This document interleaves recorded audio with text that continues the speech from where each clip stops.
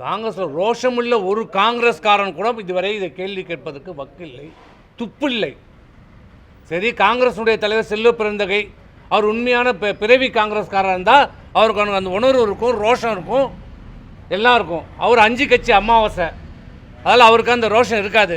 ஆனால் உண்மையான காங்கிரஸ்காரன் சொல்கிற ப. சிதம்பரம், ஆனால் அவரும் உண்மையான காங்கிரஸ்காரர், அந்த கட்சியினுடைய சோதனையான காலகட்டத்தில் விட்டு போனவர், அதனால் அவருக்கும் அந்த ரோஷம் இருக்காது. மற்ற காங்கிரஸில் இருக்கின்ற அந்த நிர்வாகிகளும் தலைவர்களும் என்ன செய்து கொண்டிருக்கிறார்கள்? இன்றைக்கி சீட்டுக்கு பிச்சை எடுத்து கொண்டிருக்கிறார்கள். திமுகவுடன் இன்றைக்கி கூடுதல் சீட்டு வேண்டும் என்று பிச்சை எடுக்கிற கெஞ்சி கொண்டிருக்கின்ற அந்த காங்கிரஸ்காரர்கள் என்ன செய்து கொண்டிருக்கிறார்கள்? உங்களுடைய தலைவர், உங்களை வாழ வைத்த தலைவர், இந்தியாவை தலைநிமிர வைத்த ஒரு தலைவர், பெருமதிப்புக்குரிய இந்திரா காந்தி அம்மையாருடைய அவரே நேரில் வந்து திறந்த ஒரு பேருந்து நிலையத்திற்கு அவர் பெயரை எடுத்துவிட்டு தூக்கி எறிந்து விட்டது, அவமரியாதை செய்துவிட்டு கருணாநிதியினுடைய பெயரை வைப்பதற்கு என்ன காரணம்? இந்திரா காந்தி அம்மையாரை விட கருணாநிதி பெரியவரா? இந்த நாட்டுக்கு உழைத்து விட்டாரா? இந்த நாட்டுக்காக உயிர் தியாகம் செய்தது யார்? அப்படிப்பட்ட இந்திரா காந்தி அம்மையாருடைய பெயரை நீக்குவதற்கு இதுவரை ஒரு எதிர்ப்பும் இல்லை. 4ஆம் தேதி முதலமைச்சர் அவர்கள் இதை திறக்க இருக்கிறார்கள். திறக்கட்டும், சந்தோஷம். ஆனால் எங்களுடைய கோரிக்கை, நாங்கள் அனைத்து இந்திய அண்ணா திராவிட முன்னேற்ற கழகம் தான், எங்களுக்கு எதிரணியில் இருக்கிற காங்கிரஸ் தான், இருந்தாலும் நாங்கள் கோரிக்கை வைக்கிறோம். ஏன் வைக்கிறோம்? இந்த நாட்டுக்காக உயிர் தியாகம் செய்த ஒரு தலைவர்.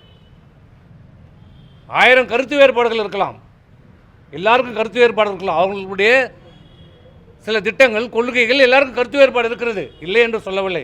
ஆனால் அவர் ஒரு தேசத்தினுடைய தலைவர், இந்த இந்திய திருநாட்டுக்காக தன் உயிரையே தியாகம் செய்தவர். அப்படிப்பட்ட பெருமதிப்புக்குரிய திருமதி இந்திரா காந்தி அம்மார் அவரே நேரில் வந்து திண்டிவனம் நகரத்தில் வந்து இந்த பேருந்து நிலையத்தை திறந்து வைத்தார்.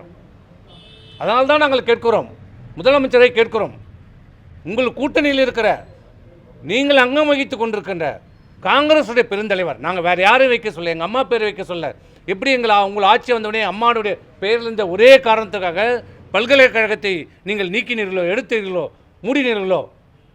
அதுபோல இல்லை, உங்கள் கூட்டணி கட்சியினுடைய தலைவருடைய பெயரை தான் நாங்கள் சூட்ட வேண்டும் என்று சொல்கிறோம்.